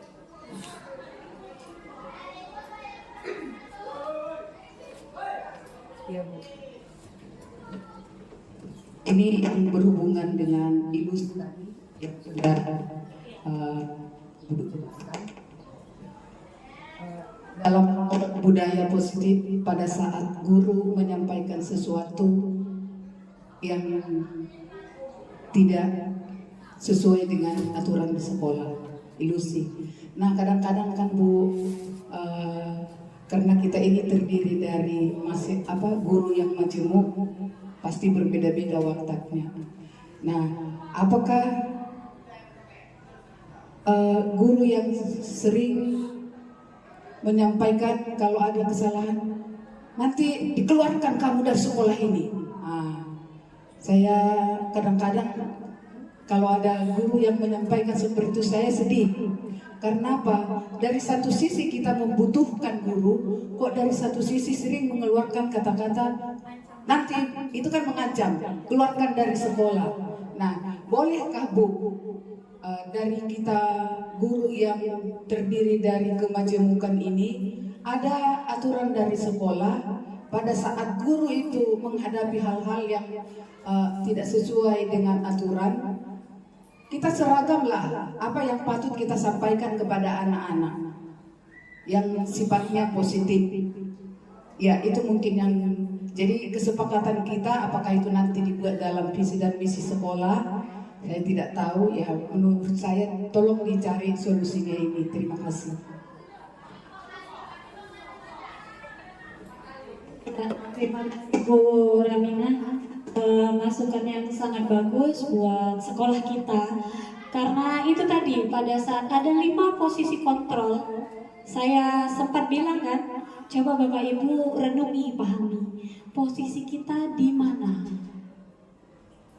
Posisi kita kalau sebagai penghukum dan pembuat rasa bersalah, sebaiknya ditinggalkan. Jika kita buat posisi kita sebagai penghukum dan pembuat rasa bersalah, sebaiknya ditinggalkan. Karena itu sifatnya yang seperti Ibu bilang tadi, memberikan ancaman, memberikan hukuman dan lain sebagainya. Walaupun maksud dan tujuan kita baik, tapi dengan kita melakukan itu, membuat anak itu tidak termotivasi dari dalam, tapi hanya takut dari luar. Seperti itu. Nah, nanti coba kita rundingkan bersama, ya kan? Makanya hari ini juga dikumpulkan, Bu. Nah, kurikulum Merdeka tuh maunya seperti apa? sekolah itu bagaimana, yang sesuai dengan kemauannya Ki Hajar Dewantara, sesuai dengan tujuan pendidikan Indonesia yang bagaimana. Jadi lingkungan sekolah itu diharapkan aman, nyaman, dan menyenangkan buat anak-anak, sehingga anak-anak itu datang ke sekolah dia atas kesadaran dirinya sendiri. Dengan kita sudah bisa menciptakan rasa aman, nyaman, dan menyenangkan, nanti insya Allah anak-anak itu dia akan termotivasi dari dalam sendiri. Jadi nanti untuk sarannya Bu Ramina mungkin kita sampaikan nanti di penyusunan visi dan misi di sekolah, supaya kalimat-kalimat yang berupa ancaman ya kan atau berupa hukuman tidak lagi kita jalankan. Nah, diusahakan kita sebagai guru berada di 3 posisi harapannya pendidikan Indonesia. Minimal kita berada di posisi sebagai teman yang berusaha mengarahkan ke kondisi yang lebih baik ya, ke keadaan yang lebih baik. Kemudian yang nomor 2, kalau bisa menjadi pemantau. Kalau misalnya bisa lagi yang lebih bagus lagi, bisa sebagai manajer. Jadi yang penghukum dan pembuat rasa bersalah itu sebaiknya memang kita tinggalkan sama sekali atau kita hindari sama sekali. Jika kita pernah melakukannya di masa lalu, cobalah renungi, kemudian kita pikirkan kembali supaya jangan lagi melakukannya di dalam kelas kita, seperti itu. Seperti saya sendiri merasa berada di posisi sebagai penghukum dan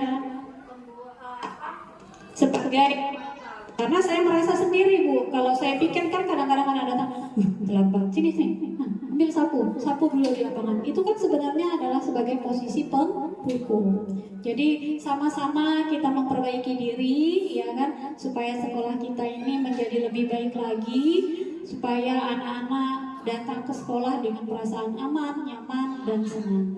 Ada lagi yang mau disampaikan Bapak Ibu? Ada? Karena sudah masuk waktu istirahat juga. Ada?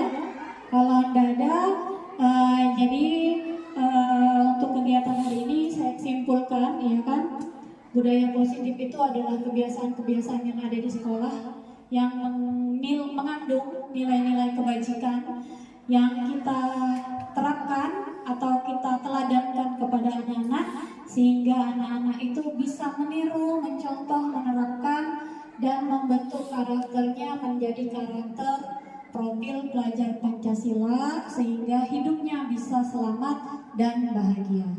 Nah, untuk kesempatan kali ini saya ucapkan banyak terima kasih kepada Bapak dan Ibu yang berkenan hadir mengikuti kegiatan penyebaran pemahaman dari saya pada hari ini. Saya akhiri. Wassalamualaikum warahmatullahi wabarakatuh. Waalaikumsalam. Waktu dan tempatnya saya kembalikan ke pembawa acara kita. Terima kasih kepada Ibu Rosida MSI yang telah menyampaikan materi sangat luar biasa, menimbulkan pemahaman dan konsep kepada diri kita, bagaimana menjadi pendidik yang, kalau bisa menjadi pendidik yang memposisikan diri sebagai manajer yang mampu menjadi orang yang bijaksana, ya, dengan kemudian tadi dengan segitiga restitusi luar biasa ya, bagaimana murid itu diajak berdialog, kemudian dengan dialog itu murid dapat memberikan solusi. Ya, kemudian juga ada budaya positif, bagaimana menumbuhkan budaya positif itu yang muncul dalam dirinya adalah kesadaran tanpa adanya paksaan. Ya. Kemudian juga bagaimana anak-anak itu artinya bukan hanya kertas putih, tapi dia sudah memiliki titik-titik. Disitulah penentu guru dan lingkungannya menentukan titik-titik itu agar menjadi titik-titik yang muncul potensi anak didik tersebut. Kemudian menuntun segala kelemahan kodrat yang ada pada anak agar mereka itu nanti tumbuh sebagai anggota masyarakat dapat mencapai keselamatan dan kebahagiaan. Kemudian yang intinya adalah supaya mereka itu nanti muncul menjadi peserta didik yang mempunyai karakter profil pelajar Pancasila. Nah, kita aplaus dulu kepada Ibu Rosida MSI yang telah memberikan ilmu yang luar biasa kepada kita. Barakallahu Bu Rosida, bermanfaat sekali untuk kemajuan pendidikan kita. Nah, Ibu dan Bapak yang kami hormati, demikianlah rangkaian acara kegiatan aksi nyata Ibu Rosida pada hari ini. Semoga bermanfaat untuk kita semua. Kita tutup acara ini dengan mengucap hamdalah. Terima kasih atas segala perhatian dan mohon maaf atas segala kekurangan. Wabillahi taufiq wal hidayah. Wassalamualaikum warahmatullahi wabarakatuh. Waalaikumsalam.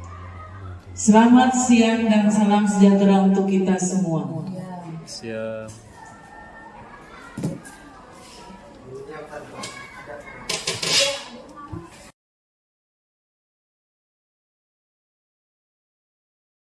Wabarakatuh.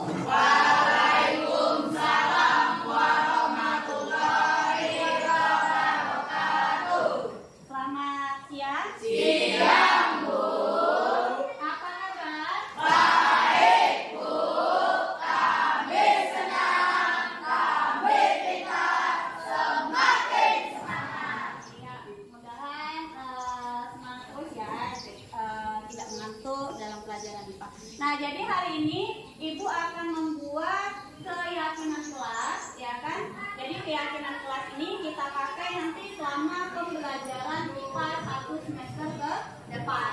Tapi kalau misalnya di tengah jalan nih, keyakinan kelas kita tidak sesuai atau banyak malah yang melanggar keyakinan yang lain, maka bisa kita revisi atau perbaiki. Nah, jadi ini kita buat dulu keyakinan kelas di awal semester ini, dan nantinya keyakinan kelas itu diterapkan bersama-sama baik kalian maupun ibu di dalam pembelajaran IPA.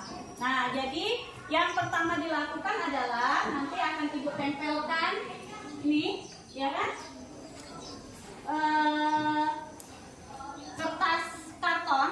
Nanti akan ibu memberikan kertas ini, sticky note.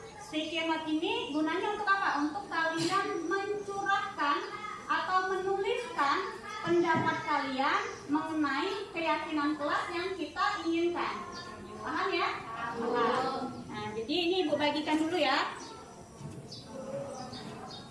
Samakan warna atau bedakan warna nih? Bedakan. Kalau yang laki-laki hijau ya. Jangan terbalik ya, yang ada lemnya bagian atas, yang tidak ada lemnya bagian bawah. Ini yang ditulis yang bagian tidak ada lemnya.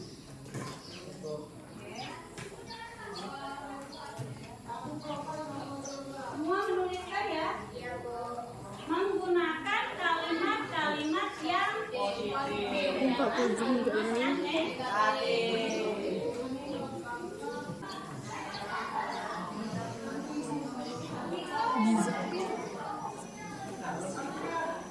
Disesuaikan kemauan kalian bagaimana. Misalnya kumpul tugas tepat waktu. Nah, boleh. Sudah dibuat? Sudah, Bu. Sudah. Iya. Oke. Sudah? Sudah, ya.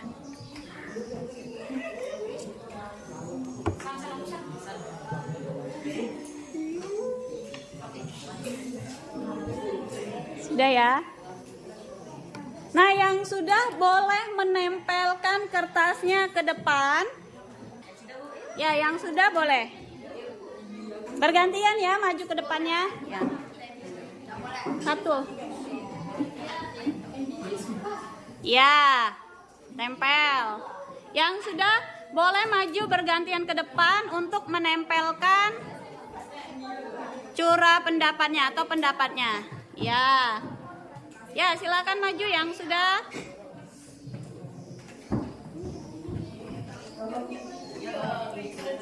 Oke.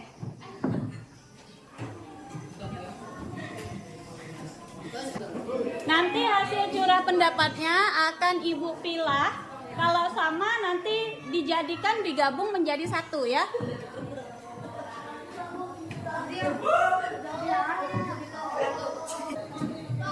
Sudah selesai semua atau belum?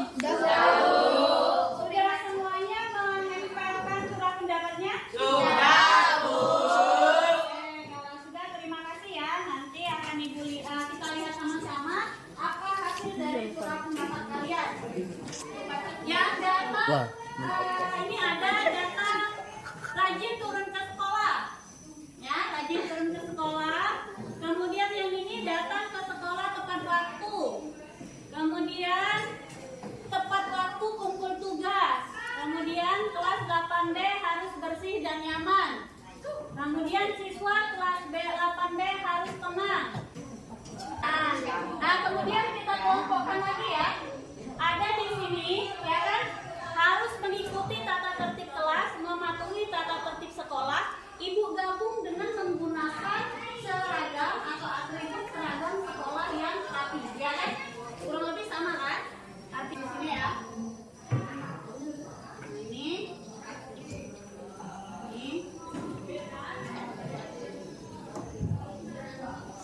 Nah, jadi kalau Ibu rangkum secara keseluruhan, ya hari ini kita dapatkan keyakinan kelasnya. Yang pertama, semua siswa rajin turun ke sekolah dan datang tepat waktu.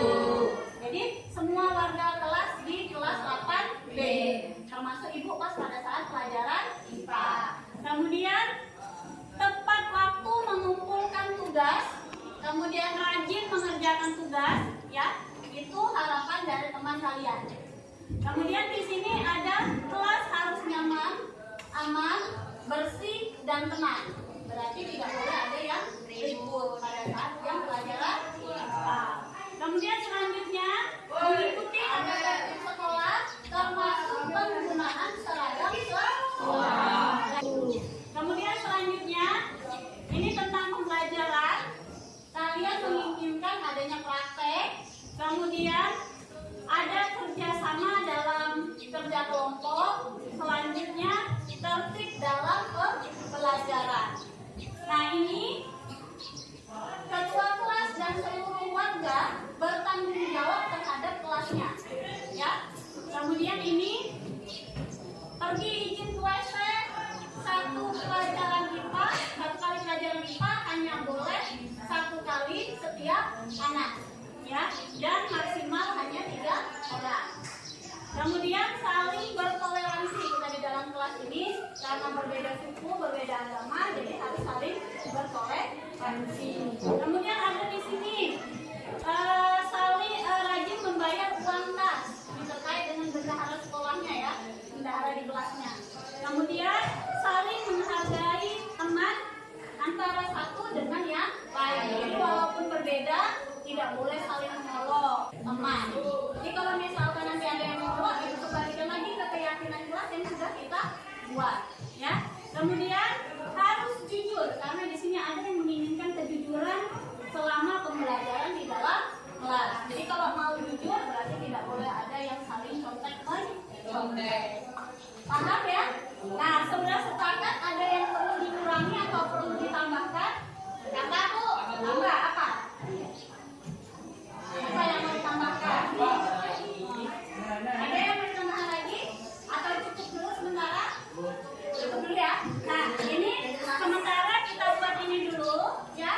Nanti akan Ibu buatkan posternya untuk ditempel di dalam kelas. Jadi keyakinan kelasnya adalah yang ini sekarang, ya. Nah, selanjutnya karena ini sudah kita sepakati bersama, Ibu harapkan kalian juga menerapkannya dalam pembelajaran IPA, ya. Jadi kita sepakat bersama-sama, kita taati ini bersama-sama, ya kan, supaya kelas kita bisa tertib, aman, nyaman, ya kan. Kemudian pembelajarannya juga berlangsung dengan lancar. Nah, karena kita sudah sepakat, jadi Ibu mau minta tanda tangan kalian bahwa kalian memang sudah sepakat tentang itu. Kelihatan ya, Nak? Ya, selanjutnya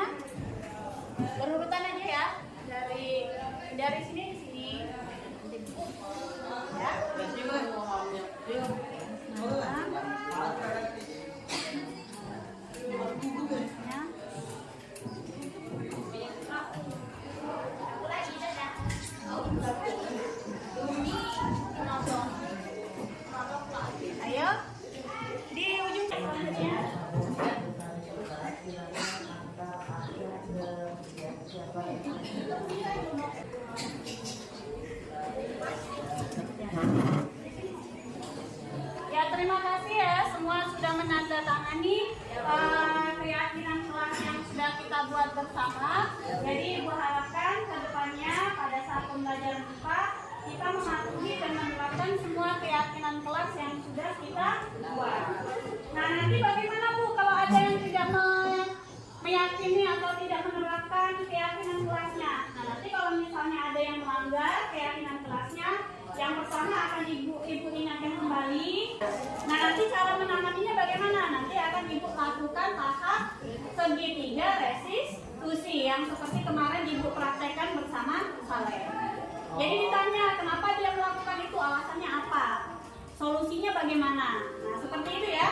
Nah, jadi Ibu ucapkan terima kasih atas kerjasamanya hari ini karena kita sudah bersama-sama membuat keyakinan kelas. Ibu harapkan keyakinan kelasnya bisa diterapkan di pelajaran IPA dan kalau bisa di pelajaran lain. Ibu akhiri. Assalamualaikum warahmatullahi wabarakatuh. Waalaikumsalam warahmatullahi wabarakatuh. Selamat siang. Siang, Bu.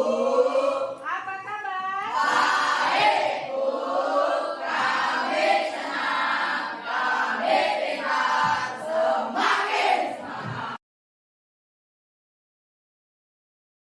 Assalamualaikum warahmatullahi wabarakatuh. Kenalkan, nama saya Muhammad Saleh dari kelas 8B. Saya senang sekali karena tadi saya dan teman-teman dan guru saya melakukan keyakinan kelas. Keyakinan kelas saya yang saya lakukan yaitu tentang praktek pas ada waktunya. Saya berharap saya dan teman-teman saya bisa melakukan keyakinan kelas tersebut dengan baik. Ya, sekian dari saya. Assalamualaikum warahmatullahi wabarakatuh. Siang teman-teman, perkenalkan nama saya Herlina dari kelas 8D. Saya senang karena saya membuat keyakinan kelas bersama teman-teman dan guru saya. Keyakinan kelas yang saya buat adalah untuk membayar wangkas per minggu. Saya berharap teman-teman bisa membayar wangkas dengan tepat waktu. Selamat siang dan terima kasih. Assalamualaikum warahmatullahi wabarakatuh. Perkenalkan, nama saya Doni Jalan Arvin.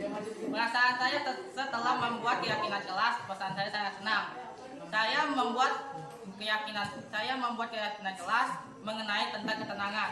Saya harap semua teman-teman saya di kelas bisa tenang dan tidak ada memancing keributan.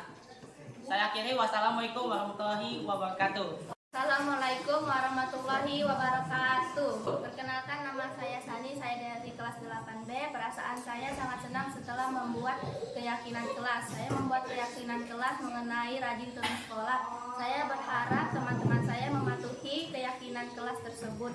Sekian dari saya, terima kasih. Wassalamualaikum warahmatullahi wabarakatuh. Siang, saya Mario dari kelas 8B.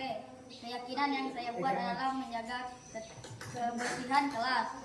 Yang saya harapkan kepada teman-teman